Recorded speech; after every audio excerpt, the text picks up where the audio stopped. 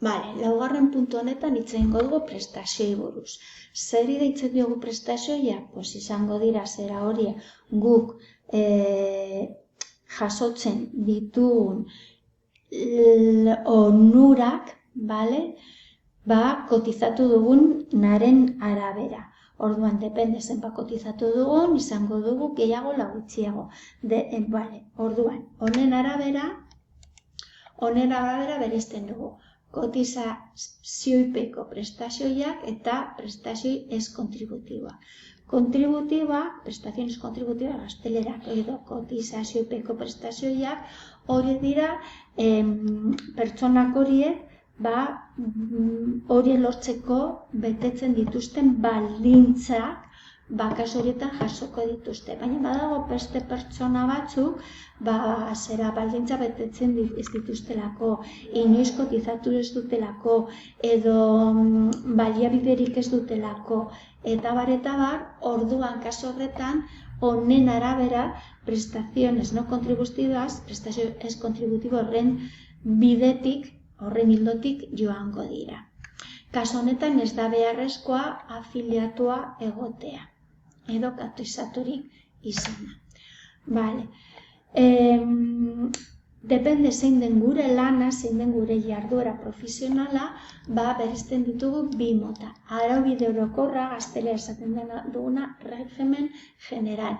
Horretan, 16 urte baino gehiago izan behar dugu, eta beste pertsona edo beste lan egiten dugunean. Izan daiteke lantegi, izan daiteke bankua, izan daiteke berdin dio. Baina zu ez zara autonoma egiten duzulako lan beste batentzat.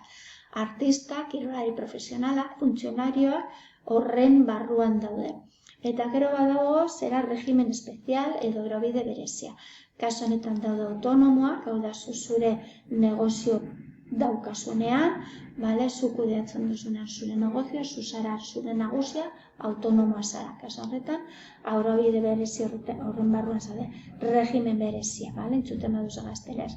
Nekazaritza sektorean lan egiten duen jendea, itsasoan, meatzaritza, etxean lan egiten ditzeko lanak egiten dituen pertsonak. Ekarpen nagusiak, zeintzuk dira? Zer ematen digu kasuan eta asistentzia medikoa, bai anbulategian behar dugunean, ospitalean edo etxekoa. Farmazia produktuak erosten ditugunean, zati bat ordaintzen du gizarte segurantza.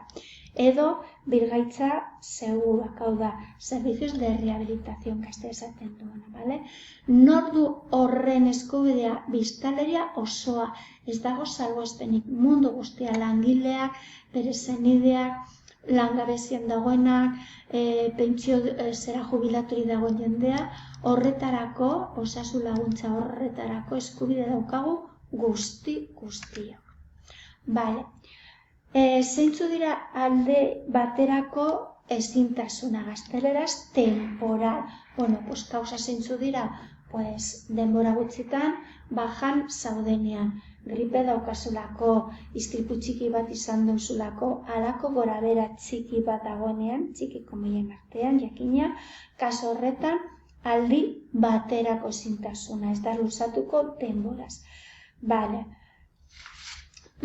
Eta zein da prozedura? Kasu honetan, zure lanean zauden kontratu horretan, gelditu egiten da eta kobratzen duzu zera hori gizarte segurantzatik. Ez duzu kobratzen zure enpresaren zera jabe horren gandik,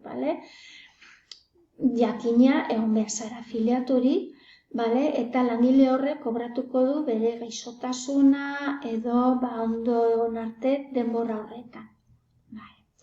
Maitzen dugu zatitxo hau hemen.